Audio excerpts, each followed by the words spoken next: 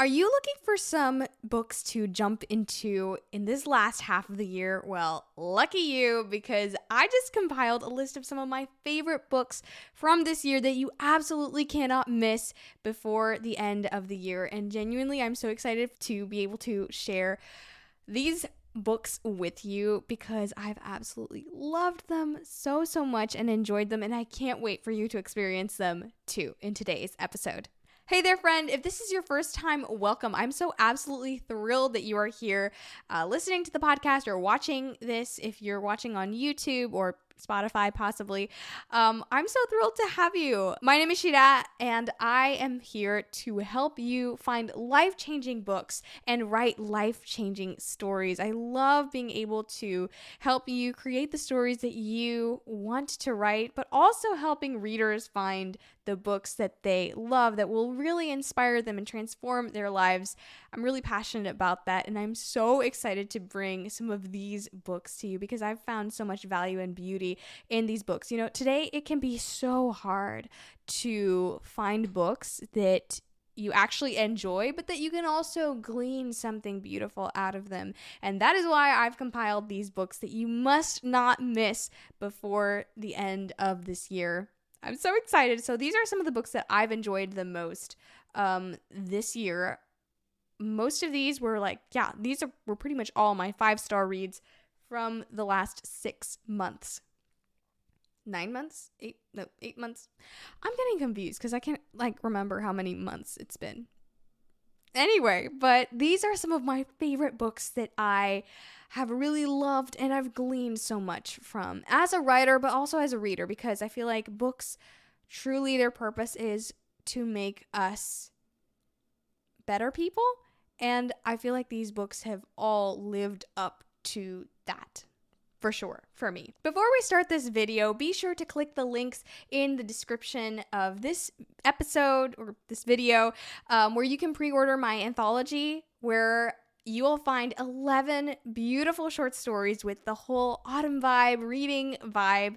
I'm so excited about this anthology because it's like an autumn feel and theme for it. So if you love pumpkin spice lattes or tea or sweaters, or, you know, just the sound of falling rain against your window, like that whole autumn academia vibe, you will absolutely love this anthology because it's a collection of short stories that are all about novelists writing in November. And so it's got all the fall theme, but also it's about writing stories and creating a story that is beautiful and that impacts others. So I'm so excited for the release. You have a few months left to pre-order, and if you do, it will massively help the success of this book. But pre-ordering also means that you get exclusive goodies like an audiobook narration of my own story, 2 exclusive Spotify playlists that I have created just for the story, and you can only get access to that by pre-ordering,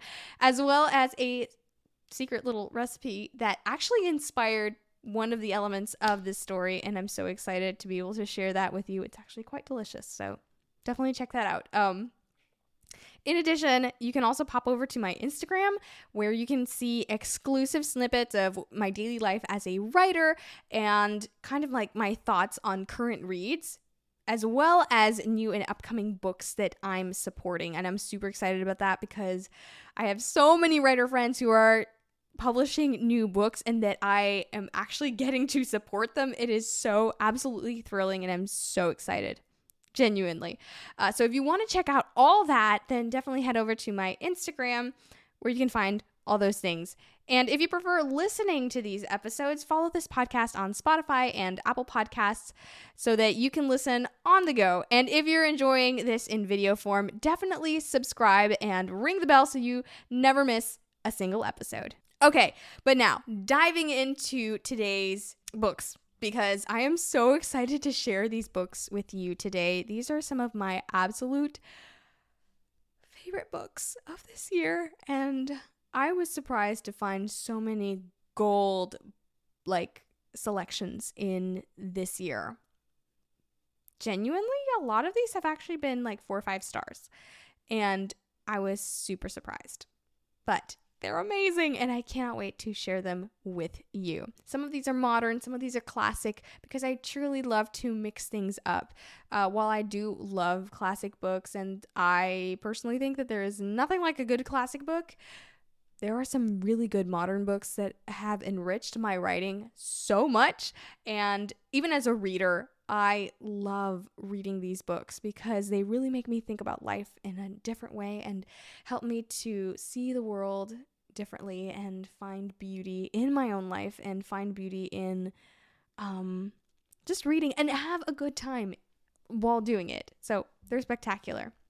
First up, and I'm going to do this in order of when I read this. So the first one that I read, actually I read this one in January, is Hello Stranger by Katherine Center. And if you've known me long enough, you know I absolutely love Katherine Center. And so I'm so excited about this book. But I'm going to be reading the blurbs of these because genuinely, if I were to summarize these books myself, you would never see the end of this, so I'm going to just read out the blurbs on my little iPad here, so bear with me. But the blurb for Hello Stranger by Katherine Center is this: Sadie Montgomery never saw what was coming. Literally.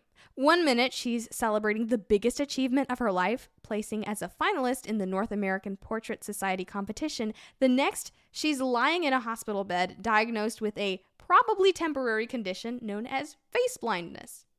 She can see, but every face she looks at is now a jumbled puzzle of disconnected features. Imagine trying to read a book upside down and in another language. This is Sadie's new reality with every face that she sees.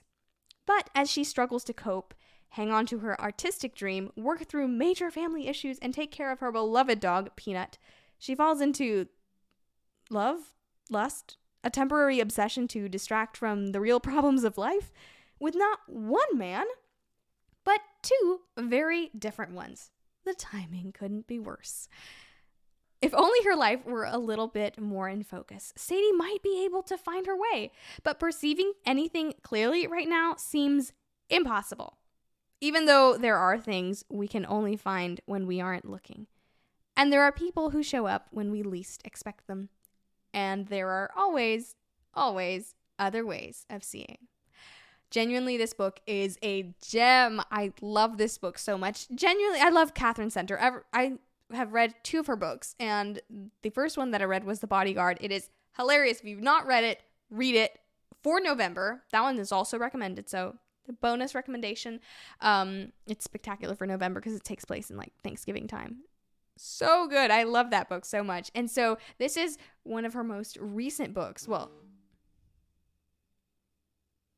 sorry, that was my phone.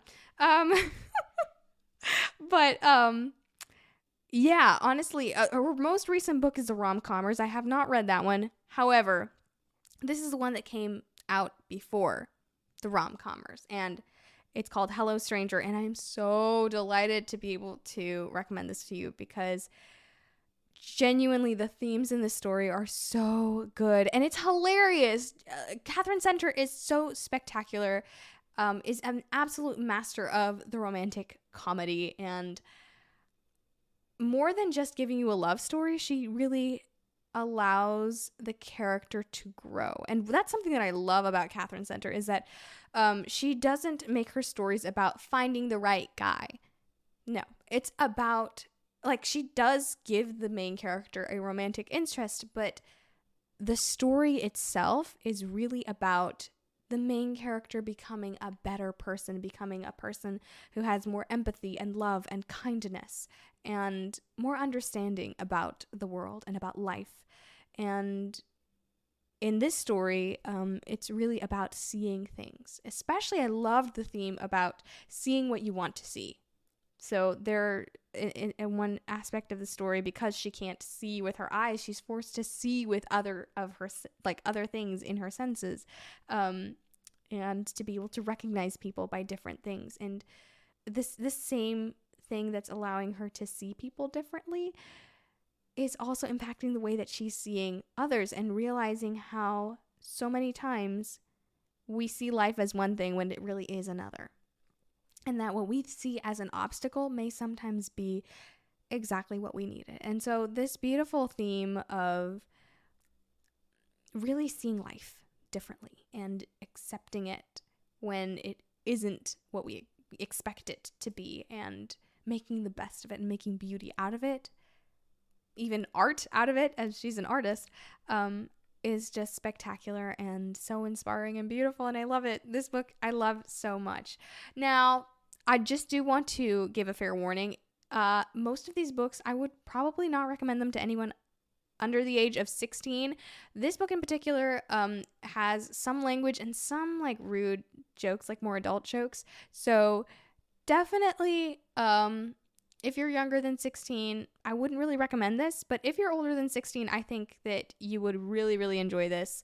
I personally really enjoyed this book. So just keep that in mind. And again, if you guys have any thoughts, like on, you want to check out what the content stuff is and any of the details, you can absolutely head over to my bookshop.org page, where I will have it linked in the description, and that is where I have all my books that I recommend, and you can get them right there. And I also have notes on cleanness and things to just be aware of before you read, because I do think that we can't throw out the baby with the bathwater. There are some really good books that are, you know, not Christian or things like that, but they have such good and beautiful messages. We can't really throw them out. We'd lose so much. But I do know that each person has different sensitivities, and so that's why I like to add little cleanness notes and allow you to be able to make the decision that is best for you in your stage of life or in that moment, so that you can find the book that suits you and that really will change your life wherever you are. My second recommendation is Jane Eyre by Charlotte Bronte. I read this for the first time this year. Part of me is like, why did I wait so long? And another part is like, it came when it needed to come. This book is so good. This was the first time that I read it in, I think, January, February. And it's so spectacular. And I'm going to read the blurb for you in case you don't know what it's about.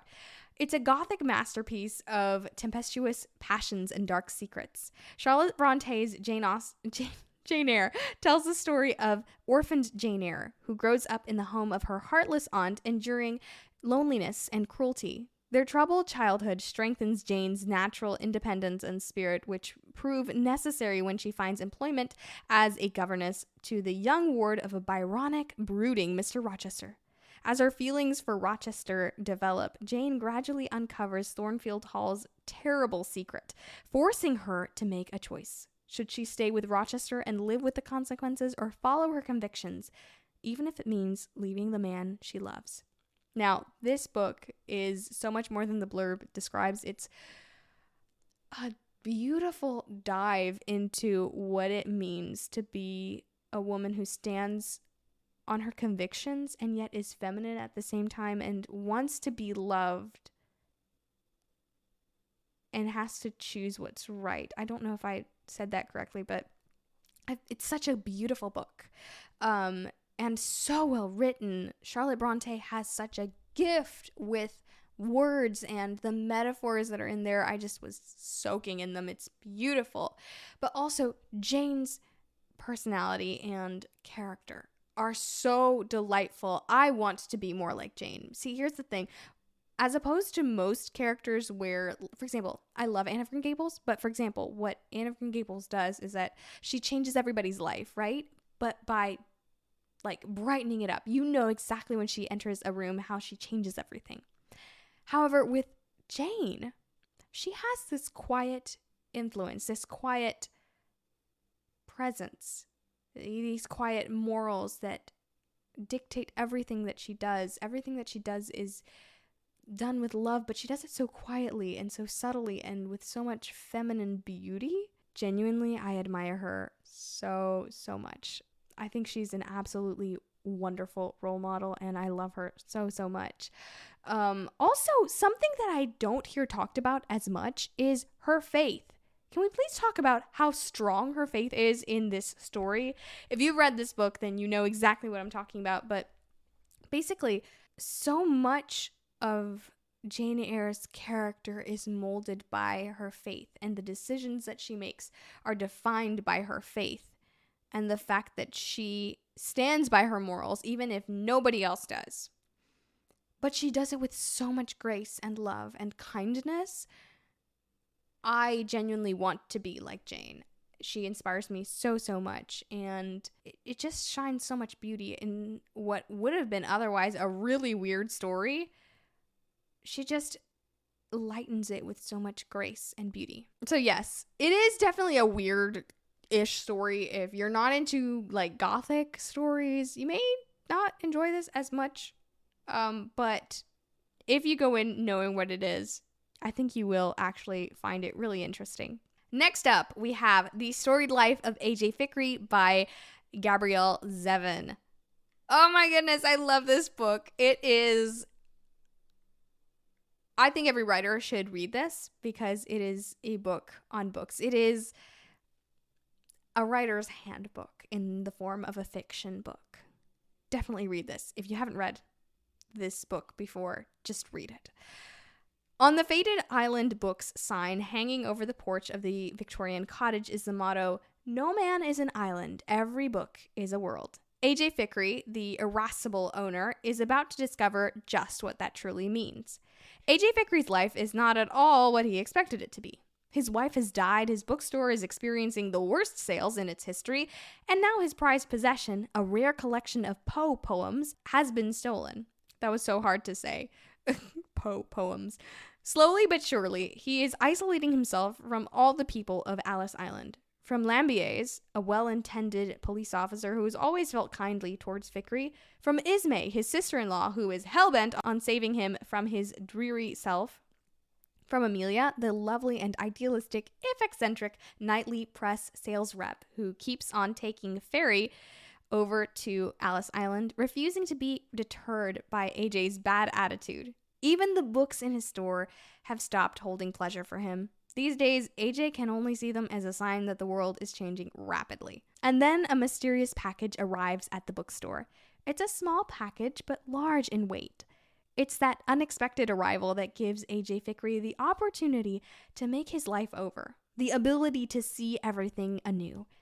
It doesn't take long for the locals to notice the change overcoming A.J., or for that determined sales rep, Amelia, to see her curmudgeonly new client in a new light. Or for the wisdom of all those books to become again the lifeblood of AJ's world, or for everything to twist again into a version of his life that he didn't see coming. As surprising as it is moving, The Storied Life of A.J. Fikry is an unforgettable tale of transformation and second chances, an irresistible affirmation of why we read and why we love. This book is a gem. It should be a classic, truly.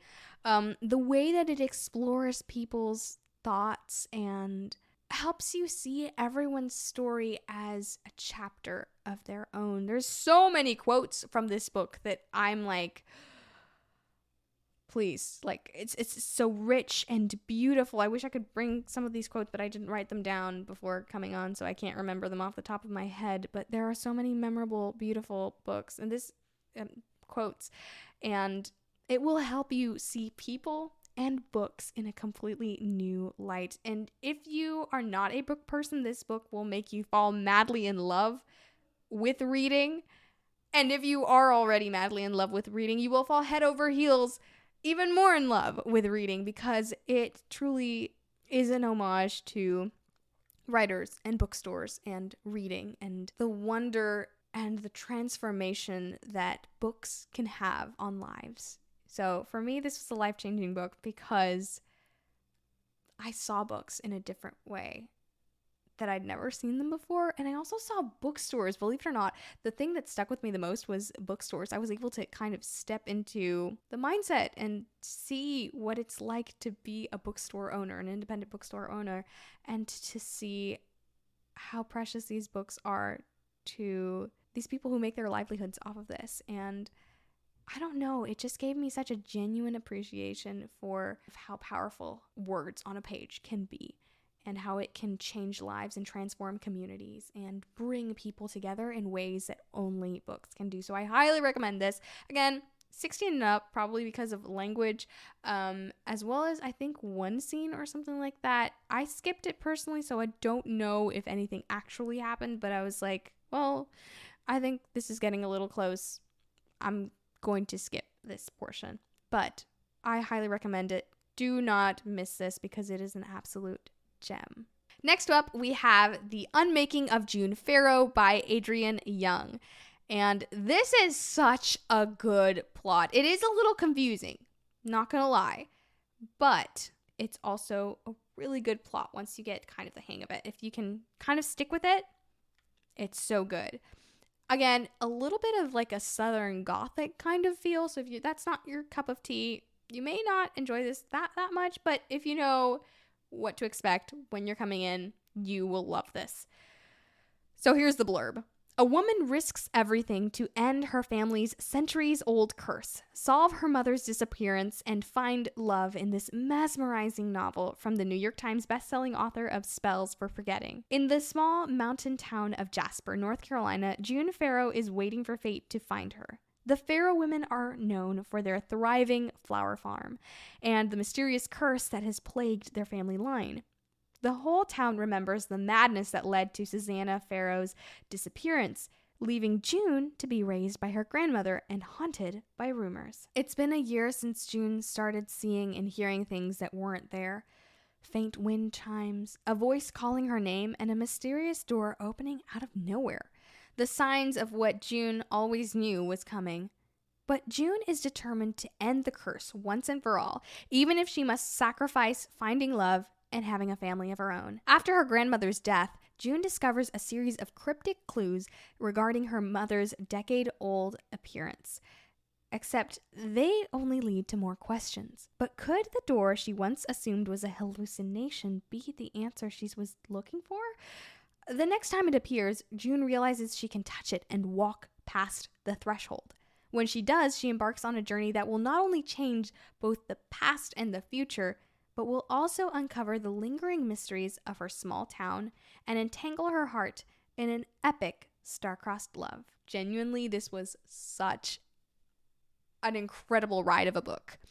The plot itself is mind-boggling in the sense that you're going to be switching a lot between past and present, and basically this woman has to go to the past to fix the present.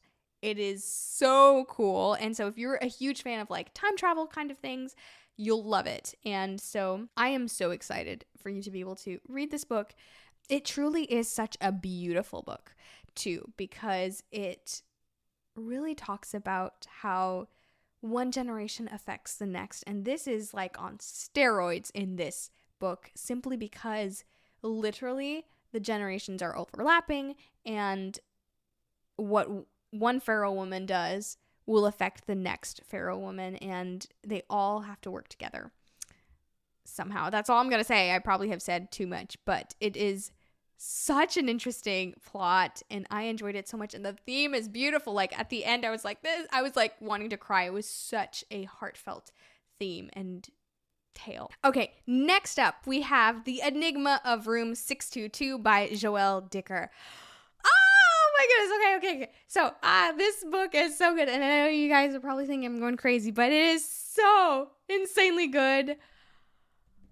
One of my favorite novels ever. This got to my favorites list, like all-time favorites list. And here's the thing. I love Agatha Christie, but this book is like, and yes, I'm going to say it. This book is, in my opinion, better than Agatha Christie. It's like more literary fiction-y than Agatha Christie. It's so good. So good. Like, I don't even know how to describe it. It's like Agatha Christie plus make it a thriller, and also combine it with a love story and a philosophical dive into what makes people do what they do. It's so good. So absolutely exquisite, and kind of also an exploration into like the writer's journey and thought process.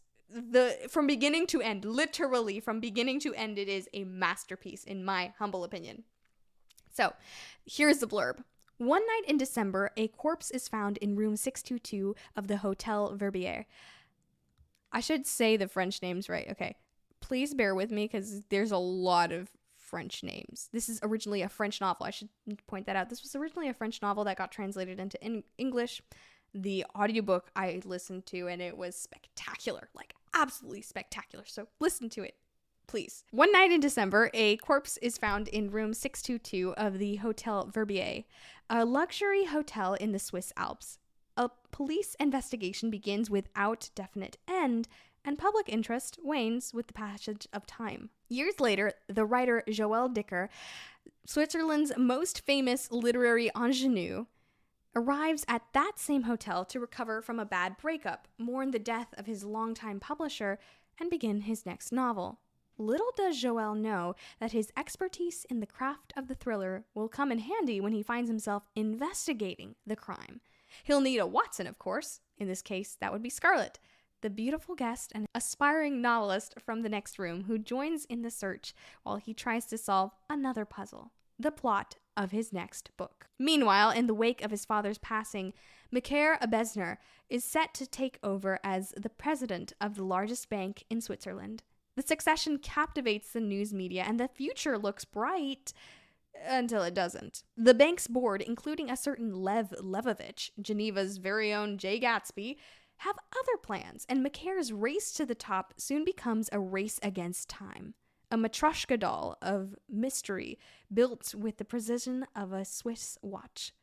Joël Dicker presents a diabolically addictive thriller where a love triangle, a power struggle, shocking betrayals, and dangerous envy play out against the backdrop of a not-so-quiet Switzerland, where the truth twists and turns into something no reader will see coming. A European phenomenon, Dicker's latest page-turner is his most personal novel yet. Genuinely, this is such a good book. It's unusual, it's original, and yet it has all the elements of the stories that we love. It has all the Agatha Christie mystery to it, but at the same time, it's got like thriller elements to it where it's a race against time. And parts of this novel are like set in one timeline, and then other pieces of the novel are set in another timeline, so you don't know what actually happened. We know that there's a mystery and that someone was killed, but how everything happens is so mysterious, and we're so confused at some points. And yet, when we actually get to the climax, it is spectacular. It's like, oh, so good, because it's nothing like you expected, and yet you should have seen it coming, which is the mark of a good mystery, truly.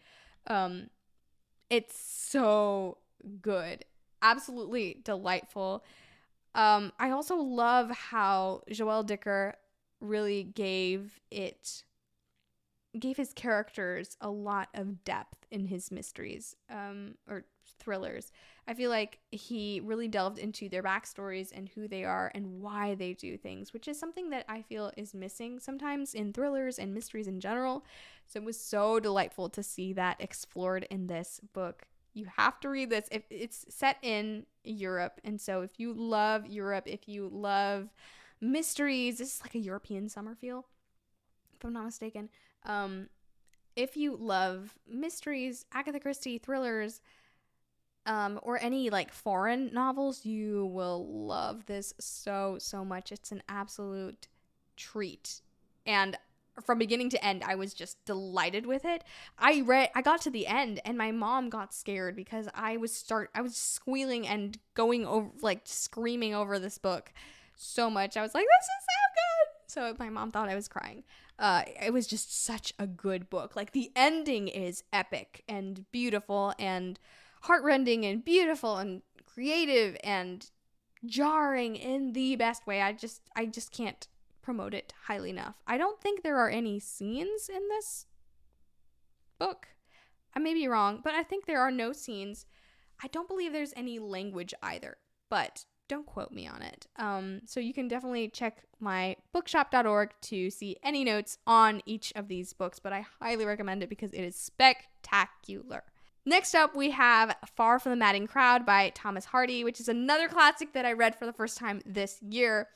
And I love it so much. This is a beautiful book that, honestly, it gave such a unique view of life.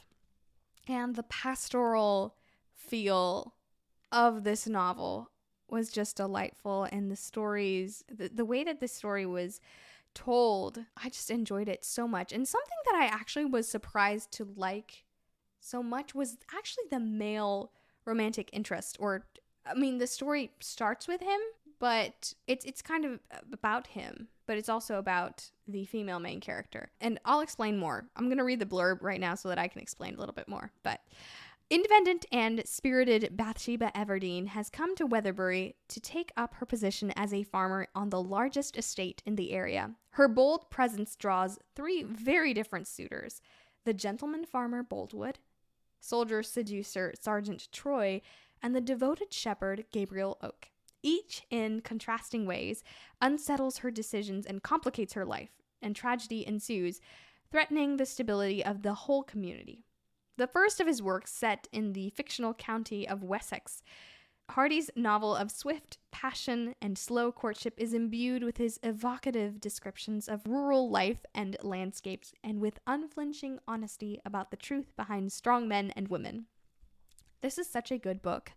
I feel like this blurb doesn't even do it justice, but this is such a sweet, quiet story, but at the same time there's drama in it, and like a huge, I don't even know if I could call it a love triangle. It's like a love square or something. I don't know. There's a lot of men involved.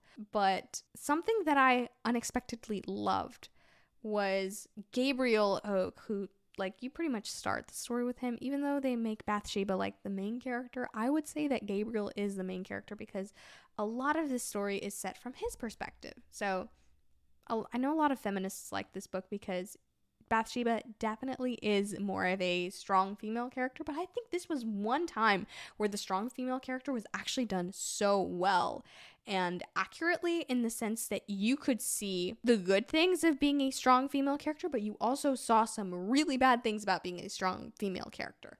And it was so realistic in the sense that she really did pay for some of her decisions, which were kind of rash. And unlike a lot of books with strong female characters, you can see the consequences, because a lot of books nowadays, they'll have this bold woman who just, throws herself into the fight, even if it isn't her fight.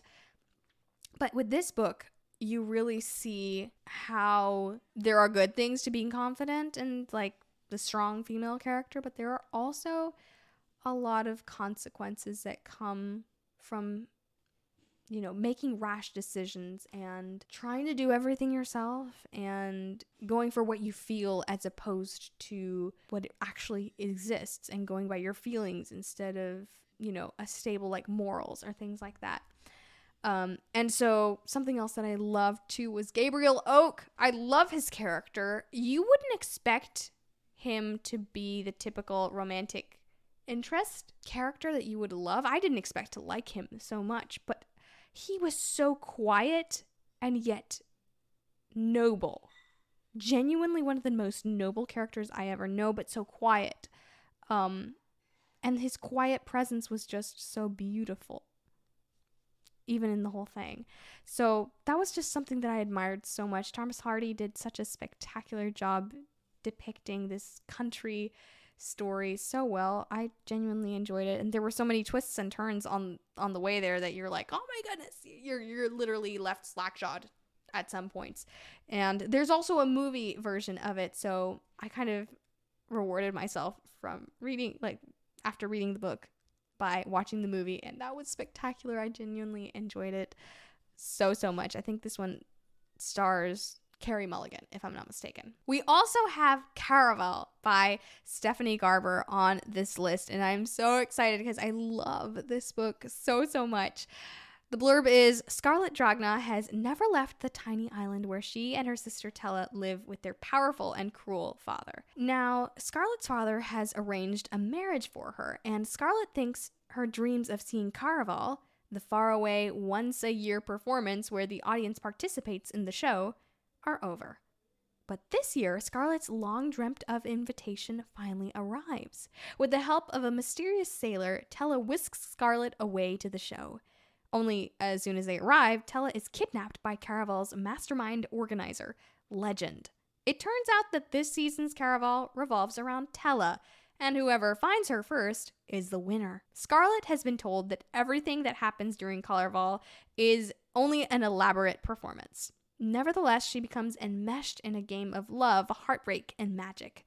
And whether Caraval is real or not, Scarlet must find Tella before the 5 nights of the game are over, or a dangerous domino effect of consequences will be set off, and her beloved sister will disappear forever. I personally loved this book. This is the first of the Caraval series, and my sister was the one that really recommended this book. But I genuinely loved this so much. She didn't enjoy this one as much as the second book. I didn't enjoy the second book as much as the first book. This is still my favorite, even though I enjoyed the third book as well, Finale. The first book is probably my favorite. I love the themes of sacrifice and the beautiful love that Scarlet has for her sister and the people that she loves. She's so loyal and devoted. I admire her as a character, as a person, so much. And also the romance with Julian. Can we take a moment to appreciate that? It is so romantic. Gotta be one of the most romantic books I've read in a really long time. So good. I was falling over head over heels for the guy. My word. And he's not even my type. He really isn't. But the romance is so well written and so adorable and so good that I genuinely loved it. Now, just a disclaimer, in the first book, it doesn't get too sensual or anything. They are pretty touchy, but it shouldn't be anything major. Later in the series, there are a couple of interesting scenes that I'm like, that was a little far, girl. But I definitely would recommend that you read Caraval. If you enjoy Caraval, definitely read the rest of the series. Just be aware that there are some iffy things, kind of, at least I found them kind of a little bit more, much for me, scene-wise and things like that. Nothing actually happens, but I did think they were a little bit more sensual than I personally like them to be, a little bit more spicy than I normally like my books to be. But other than that, this is such an absolutely delightful book, and the themes explored are so beautiful. It really just made me have such a good ride reading this book. It's delightful. You'll be hooked from beginning to end, and I personally really loved this. Another book that this one I read during the summer is The Otherworld by Abby Emmons. And the blurb for this one is, Orca Munroe wants only one thing for her 18th birthday: to experience the otherworld, the mysterious mainland across the sea that her father has forbidden her from visiting. Growing up in a lighthouse on a remote island, Orca has lived isolated from the world, until one day she finds a cell phone watched up on the beach. Orca has her first conversation with Jack Stevenson, a young man whose older brother, Adam, has gone missing after crashing his seaplane off the coast. Orca becomes Jack's lifeline and his reason to hope that Adam is still alive. While her father is away, she scours the island for the missing pilot, determined to help Jack find his brother and prove to her father that she's strong enough to take on the world.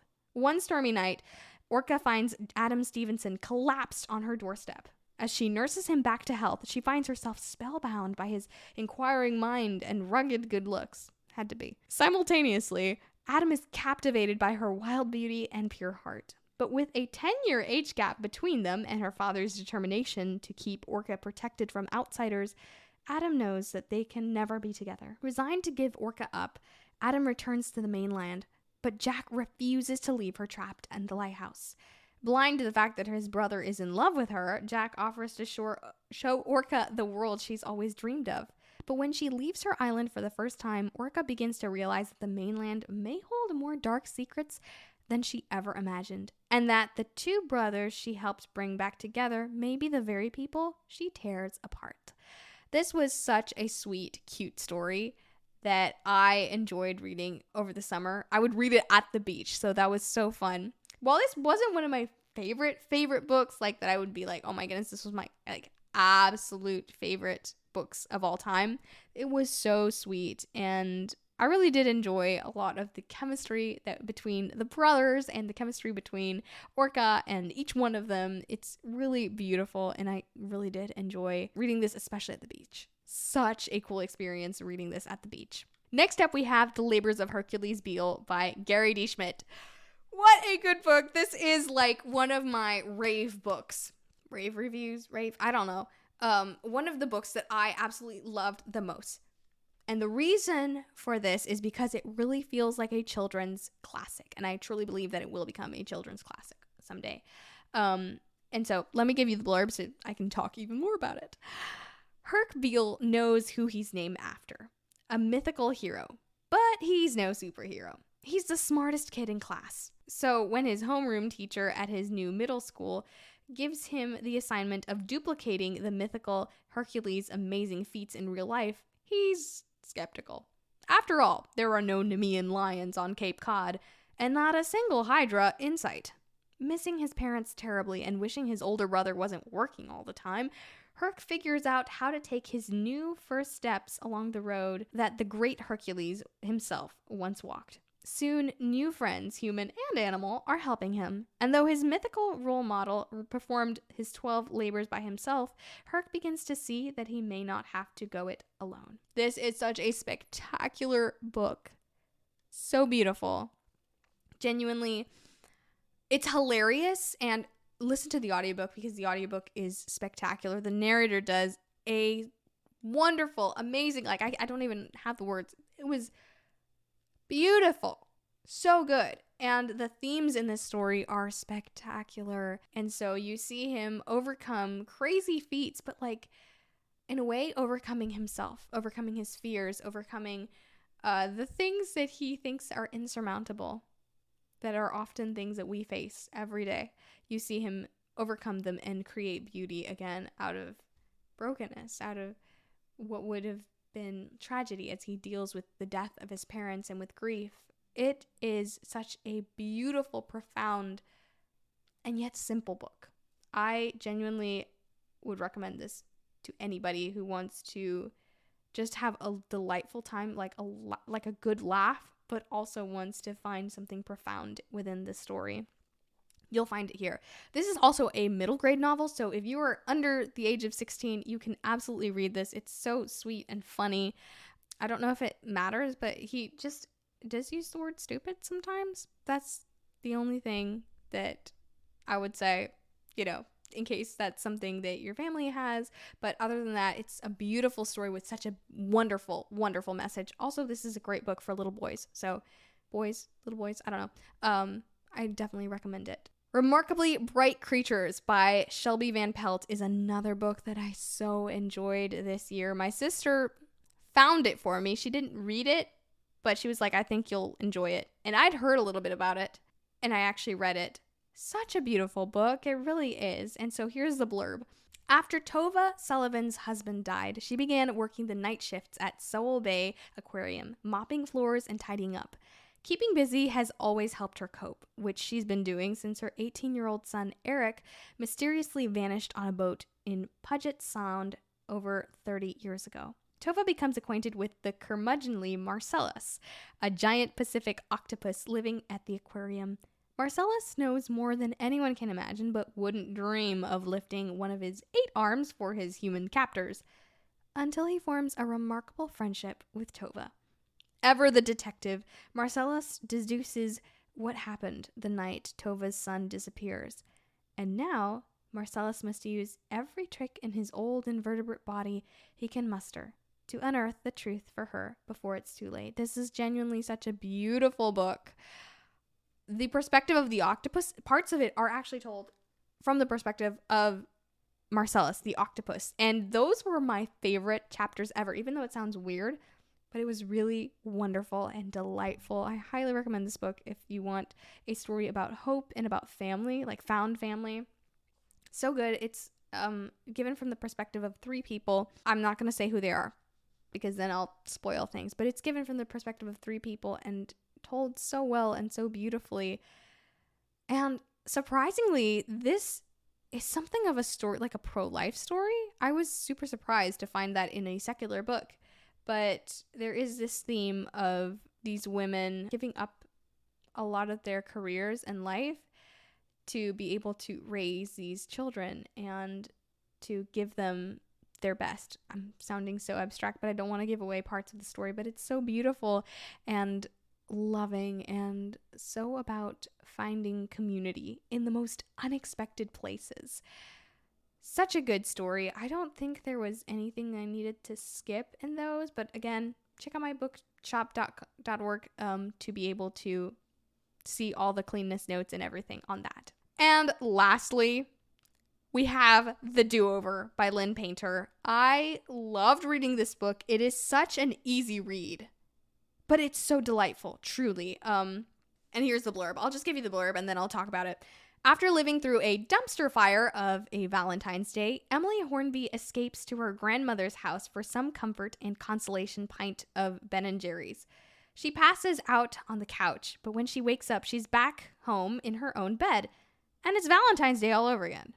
And the next day, another nightmare V-Day. Emily is stuck in some sort of time loop nightmare that she can't wake up from as she rewatches her boyfriend, Josh, cheat on her day after day. In addition to Josh's recurring infidelity, Emily can't get away from the enigmatic Nick, who she keeps running into, sometimes literally in unfortunate ways. How many days can one girl passively watch her life go up in flames? And when something good starts to come out of these terrible days, what happens when the universe stops doling out do-overs? Genuinely, this book was so fun. It's hilarious and sweet. The romance in this story is amazing. Nick is so good. Like, he's so snarky and funny. I genuinely learned so much about writing romance from this book. So, but I honestly loved it so much. It was such a quick read, and it was funny and sweet. There were some themes, I guess, that I wasn't completely on board with. A little bit of rebellion, I guess, in some ways, which I'm not crazy about. But I loved the theme of, like, taking advantage of the day and doing the things that scare you and being your authentic self instead of trying to be the person that you think you should be or the thing that everyone thinks you should be. Be the person that you want to be. Someone that looks back on their life and says, wow, I did that. That's amazing. I accomplished these things. I lived, instead of trying to play it safe in life. And so that's something that I absolutely loved in this book. And again, the romance was delightful. I literally just sped through it. It was such a good beach read. I was reading that one at the beach and enjoyed it so much. So these are all my 11 recommendations that you must not miss before the end of the year. I hope that this has been helpful and that you've found some new and exciting reads to enjoy for your year. And so I'm so excited for you to be able to just dive into these books. Again, if you want to check out any notes, cleanness notes, or hear a little bit more on my thoughts on it, then you can definitely head over to my bookshop.org where you can find all the books in neat little bookshelves or like collections. And specifically this one, I will have a collection set up for this so that you can see all the notes right away and get all the books that you want to get. So I'm so excited for you, and I'm so thrilled that you were able to just tune into this episode. Thank you so much for listening, and until next time, continue to live, give, and repeat. Don't forget to subscribe. I should have said that before. Don't forget to subscribe, like this video, and ring the bell so you don't miss another episode, and I will see you next time. Love you guys.